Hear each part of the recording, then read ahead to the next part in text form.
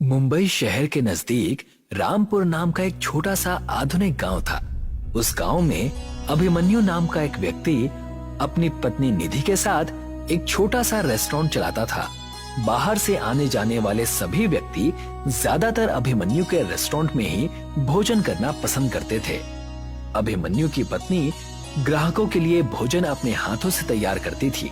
एक दिन की बात है, बैंक का मैनेजर ताराचंद अपनी पत्नी अनीता के साथ अभिमन्यु के रेस्टोरेंट में भोजन करने के लिए आया। तुम्हारे रेस्टोरेंट की चाउमीन की प्रशंसा तो दूर दूर तक है। आज मेरी पत्नी का चाउमीन खाने का मन हुआ तो मैंने सोचा कि सीधा तुम्हारे रेस्टोरेंट में ले आऊं। जी बिल्कुल, क्या है कि ग्राहकों के लिए मेरी पत्नी स्वयं भोजन तैयार करती है। तो फिर देर किस बात की है, जल्दी से एक एक प्लेट चाउमीन लगवाओ, पेट में चूहे दौड़ रहे हैं। अभिमन्यु ने खुशी खुशी ताराचंद और उसकी पत्नी को एक एक प्लेट चाउमीन लगवा दी। वाकई अभिमन्यु, जैसा सुना था वैसा ही पाया। मुझे आपसे एक बात भी करनी है ताराचंद जी। इस महीने मैं बैंक की इंस्टॉलमेंट नहीं चुका पाऊंगा। मेरा बेटा मुंबई शहर में पढ़ता है और उसकी इस महीने फीस जमा होनी है। अरे तो इसमें चिंता की क्या बात है, तुम कहीं भागे थोड़ी ना जा रहे हो। और वैसे भी मैं तो तुम्हें 2 गुना लोन देने के लिए तैयार हूँ। मैं तो कहता हूँ कि तुम इस रेस्टोरेंट को और बढ़ा लो, इसे एक बहुत अच्छे होटल में कन्वर्ट कर दो। नहीं नहीं ताराचंद जी, मैं अपने इस छोटे से रेस्टोरेंट में ही बहुत खुश हूँ। मैं और बैंकों के चक्कर काटने से बच गया। ताराचंद रेस्टोरेंट से बाहर निकल गया और अभिमन्यु के रेस्टोरेंट के ठीक सामने बने एक बड़े से रेस्टोरेंट को देखकर मुस्कुराने लगा। ये तो अभिमन्यु के रेस्टोरेंट से बड़ा और काफी अच्छा मालूम होता है। हाँ हाँ, रेस्टोरेंट अभिमन्यु के रेस्टोरेंट से काफी बड़ा है। ये ब्रजेश का रेस्टोरेंट है, लेकिन फिर भी आसपास के लोग अभिमन्यु के रेस्टोरेंट का खाना ही पसंद करते हैं। बैंक मैनेजर ताराचंद अपनी पत्नी के साथ कार में बैठकर चला गया।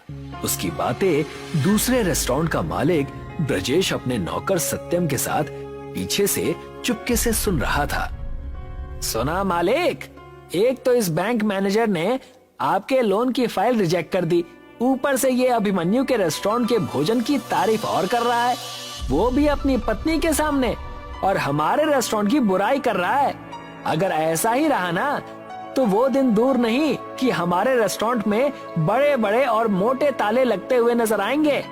तुमसे कितनी बार बोला है सत्यम कि अच्छा अच्छा बोला करो, वो दिन कभी नहीं आएगा। कैसे नहीं आएगा मालिक, देखिए ना, दिन ब दिन हमारे रेस्टोरेंट में ग्राहकों की संख्या कम होती जा रही है।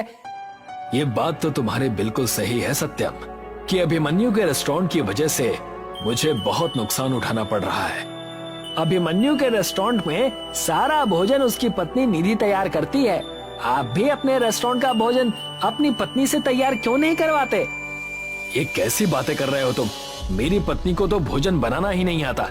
पिछली बार तुमने खुद उसके हाथ के बने हुए आलू के पराठे खाए थे और अगले दिन तुम बीमार पड़ गए थे। इसमें तो कोई शक नहीं।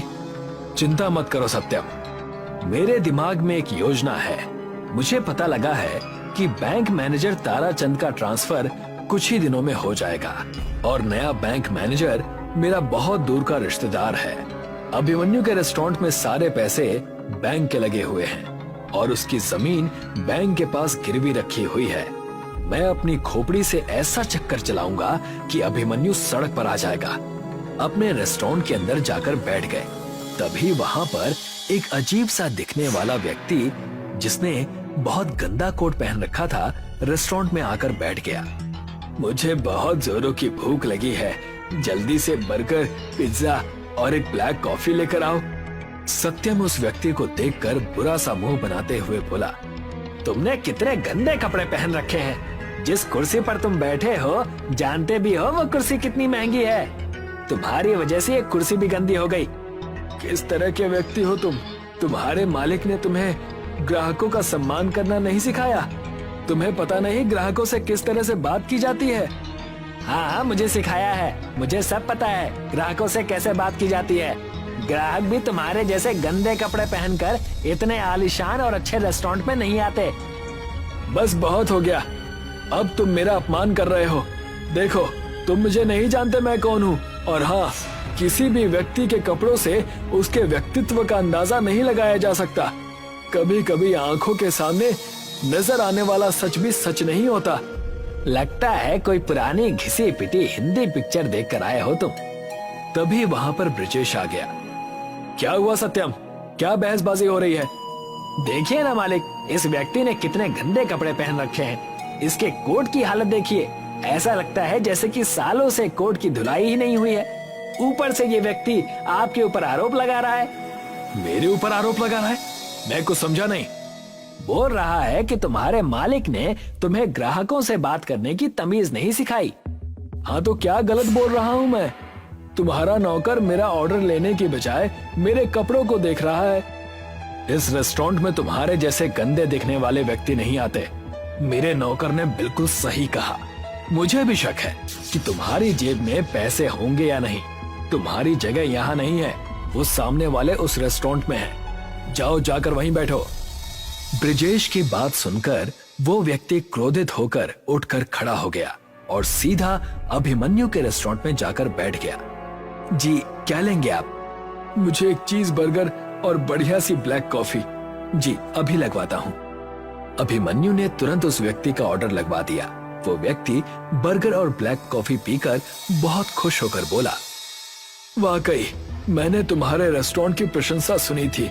लोग तुम्हारे रेस्टोरेंट की बिल्कुल सही प्रशंसा करते हैं और तुम्हारी ब्लैक कॉफी पीकर तो मुझे मजा आ गया। जी, बहुत बहुत धन्यवाद। इतना कहकर वो व्यक्ति अपनी जेब टटोलने लगा। कुछ देर बाद वो अभिमन्यु की ओर देखकर बोला, मुझे माफ करना यंग मैन, मैं अपना वॉलेट घर पर ही भूल आया। कोई बात नहीं, जब आपकी मर्जी हो आप आकर पैसे दे जाना। तुम तो वाकई बहुत अच्छे इंसान हो। एक तुम हो और एक तुम्हारा पड़ोसी, जिसमें ग्राहकों से बात करने की तमीज भी नहीं है, और मैं तुम्हारे स्वभाव से बहुत प्रसन्न हूँ। इतना कहकर उस व्यक्ति ने एक छोटा सा चमकने वाला हीरा अभिमन्यु को पकड़ा दिया। ये तो डायमंड है, ये आप मुझे क्यों दे रहे हैं? नहीं, ये डायमंड नहीं है बेटा, ये एक गैजेट है। कुछ समय के बाद हो सकता है कि तुम्हें इसकी आवश्यकता पड़े। इसे अपने पास संभाल कर रखना। अगर जीवन में कभी दोबारा मुलाकात हुई तो मैं तुम्हें अपने बारे में जरूर बताऊंगा। इतना कहकर वो व्यक्ति वहाँ से चला गया। उसके जाते ही निधि अभिमन्यु से बोली, कौन था ये? पता नहीं निधि, लेकिन वो जो भी था उसकी आंखों को देखकर मुझे ऐसा महसूस हुआ जैसे कि वो कोई बहुत ही बड़े व्यक्तित्व का मालिक हो। लेकिन उसने कपड़े तो काफी गंदे पहन रखे थे। किसी के कपड़ों को देखकर उसके व्यक्तित्व का अंदाजा नहीं लगाया जा सकता निधि। उसकी आंखों की चमक और चेहरे की झुर्रियां सब कुछ कह देती हैं। बस पढ़ने वाला होना चाहिए। कुछ दिन ऐसे ही बीत गए और एक दिन बैंक मैनेजर ताराचंद का ट्रांसफर हो गया और उसकी जगह ब्रिजेश का रिश्तेदार टिल्लू मैनेजर बनकर बैंक में आया। ब्रिजेश टिल्लू की चापलूसी करता हुआ बैंक में पहुंचकर बोला, मैं आपका काफी दिनों से इंतजार कर रहा था। मैं जानता हूं ब्रिजेश, इस गांव में मेरा ट्रांसफर करने के लिए तुमने कितनी मेहनत की है। आपके जैसा ईमानदार बैंक मैनेजर आज के दौर में कहाँ है? तुम कहना क्या चाहते हो? मेरे रेस्टोरेंट के सामने अभिमन्यु नाम का व्यक्ति रेस्टोरेंट चलाता है। उसके रेस्टोरेंट में सारा पैसा बैंक का लगा हुआ है, लेकिन वो अपने आप को बैंक का मालिक समझता है। उसकी जब मर्जी होती है वो बैंक की इंस्टॉलमेंट चुकाता है और जब मर्जी नहीं होती नहीं चुकाता। नियम के मुताबिक उसे 1 साल के अंदर अपना लोन क्लियर कर देना था, मगर आज उसके लोन को पूरे 3 साल हो चुके हैं। पिछले वाले बैंक मैनेजर उसके फेवर में रहते थे। मैं चाहता हूँ कि आप अपना सारा पैसा उससे ले लीजिए। अब तुम्हारा दूर का रिश्तेदार हूँ ब्रिजेश, तो तुम्हारे लिए इतना तो कर ही सकता हूँ, लेकिन तुम तो जानते हो कि रिश्तेदारी से ही सब कुछ नहीं होता। तुम समझ रहे हो ना मैं क्या कहना चाह रहा हूँ? जी, मैं आपके एक एक शब्द का मतलब समझ गया। आपके घर पर आपका इनाम पहुंच जाएगा। तो फिर निश्चिंत होकर सो जाओ। 24 घंटे में अभिमन्यु सड़क पर आ गया, इस बात की खबर तुम्हें मिल जाएगी। अगले दिन बैंक मैनेजर टिल्लू सारे पेपर लेकर अभिमन्यु के रेस्टोरेंट में पहुंच गया और बैंक के सारे पैसे एक साथ देने की बात करने लगा। मैं सारे पैसे एक साथ नहीं दे सकता, मुझे कुछ तो वक्त दीजिए। बैंक ने तुम्हें 1 साल का वक्त दिया था, लेकिन पिछले वाले मैनेजर साहब ने तो कभी भी ऐतराज नहीं जताया। वो पिछले वाले मैनेजर थे, मैं नया मैनेजर हूँ। तुम्हारे पास 1 दिन का वक्त है। 1 दिन के अंदर अंदर 25 लाख रुपए बैंक में जमा करा दो, नहीं तो तुम्हारे इस रेस्टोरेंट पर बैंक कब्जा कर लेगी। और याद रखना, मुझे इसका पूरा अधिकार है। इतना कहकर टिल्लू वहां से चला गया। अभिमन्यु बेचारा 1 दिन में इतने पैसों का इंतजाम नहीं कर पाया। बैंक मैनेजर ने बड़ी चालाकी से अभिमन्यु का घर और रेस्टोरेंट कब्जा लिया और अभिमन्यु को घर से बाहर निकाल दिया। वो दोनों पति पत्नी 2 दिन से भूखे प्यासे थे कि तभी अभिमन्यु को अचानक कुछ याद आया। उसने अपनी कोट की जेब से वही हीरा निकाल लिया। ये तो वही हीरा है ना जो वो गंदा दिखने वाला व्यक्ति देकर गया था। सोच रहा हूँ इस हीरे को बाजार में बेच दूं। अचानक वो हीरा उसके हाथ से छूटकर जमीन पर गिर गया और चारों ओर रंग बिरंगे किरणें फैल गई। देखते ही देखते अभिमन्यु के सामने एक रेस्टोरेंट खड़ा था। ये कैसे संभव हो सकता है? क्या वो कोई जादूगर था?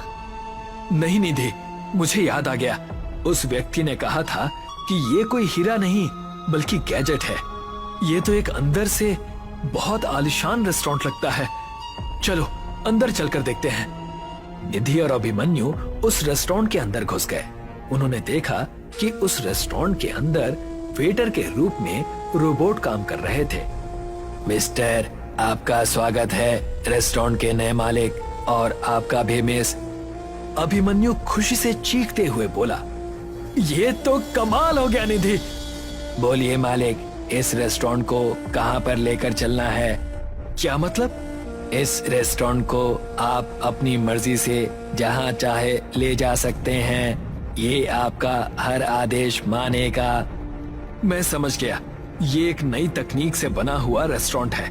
ये विज्ञान का चमत्कार है। मैं समझ गया, वो व्यक्ति बहुत बड़ा साइंटिस्ट था। उस दिन के बाद अभिमन्यु और उसकी पत्नी उसी चलने वाले रेस्टोरेंट में घर घर जाकर सेवा देने लगे। कुछ ही महीने में अभिमन्यु के चलने वाले रेस्टोरेंट का नाम पूरे गांव और आसपास के शहरों में प्रसिद्ध हो गया। अब किसी को भी कुछ भी खाने की जरूरत होती तो अभिमन्यु का रेस्टोरेंट चलकर उसके पास पहुंच जाता। अभिमन्यु ने कुछ ही महीने में बैंक की सारी रकम चुका दी। कुछ कीजिए मालिक, आपने तो उसे सड़क पर ला दिया था, मगर वो तो सड़क पर चलने वाला ही रेस्टोरेंट ले आया। मेरी भी कुछ समझ में नहीं आ रहा सत्यम कि ये चमत्कार हुआ कैसे। पहले तो मेरे रेस्टोरेंट में फिर भी 1-2 लोग आ जाते थे, अब तो उन्होंने भी आना बंद कर दिया है। कौन सी भूल में बैठे हैं मालिक? आपके रेस्टोरेंट में पिछले 2 महीने से कोई ग्राहक नहीं आया। मैं ही बैठा हुआ मक्खियां मार रहा हूँ। चिंता मत करो, मैं आज इस अभिमन्यु का किस्सा ही समाप्त कर दूंगा। आप क्या करेंगे मालिक? मैं उस रेस्टोरेंट को बम से उड़ा दूंगा। सुना है कि जिसको जरूरत होती है वो रेस्टोरेंट स्वयं वहां पहुंच जाता है। इस बार उस रेस्टोरेंट को तुम अपने घर के पास बुलाना, उसके बाद वहीं पर ये सारा खेल खत्म कर देंगे। ब्रिजेश के कहने पर सत्यम ने उस रेस्टोरेंट को अपने घर के पास बड़ी चालाकी से बुला लिया। ब्रिजेश और सत्यम चुपके से उस रेस्टोरेंट में घुस गए। ब्रिजेश के हाथों में एक बड़ा सा बम था, मगर अचानक रेस्टोरेंट में सायरन बजने लगे और एक रोबोट की सेना ने ब्रिजेश और सत्यम को घेर लिया। तुम्हारे हाथों में बम है, ये कैसे संभव है? तुम्हें कैसे पता चला? तभी वहां पर अभिमन्यु और निधि आ गए। मुझे तुमसे ऐसी ही उम्मीद थी ब्रिजेश कि तुम ऐसी ही गिरी हुई घटिया हरकत करोगे। अभिमन्यु ने इतना कहा ही था कि तभी वहां पर वही गंदा सा दिखने वाला व्यक्ति जो अब बहुत साफ सुथरे कपड़े पहना हुआ था, मुस्कुराता हुआ आया। मुझे देखकर तुम लोग इस तरह से हैरान मत हो। मेरा नाम प्रोफेसर हॉकिंस है। मैं एक बहुत बड़ा साइंटिस्ट हूँ। दरअसल इस चलने वाले रेस्टोरेंट को बनाने में मुझे काफी साल लग गए। उस दिन मैं इस प्रयोग में सफल हो गया था और खुशी के मारे मैं अभिमन्यु के रेस्टोरेंट में कुछ खाने के लिए आया था, मगर बाहर मैंने ब्रिजेश की और उसके नौकर की बातें चुपके से सुन ली थी। मैं समझ गया कि ये अभिमन्यु के लिए आने वाले फ्यूचर में कोई ना कोई मुसीबत खड़ी जरूर करेंगे। लेकिन तुम चिंता मत करो, ये अब तुम्हारा ही रहेगा। मैं इस जैसे और गैजेट्स बना लूंगा। पुलिस ने सत्यम और ब्रिजेश को अरेस्ट करके जेल भेज दिया। अभिमन्यु के पास आज भी वो चलने वाला रेस्टोरेंट मौजूद है।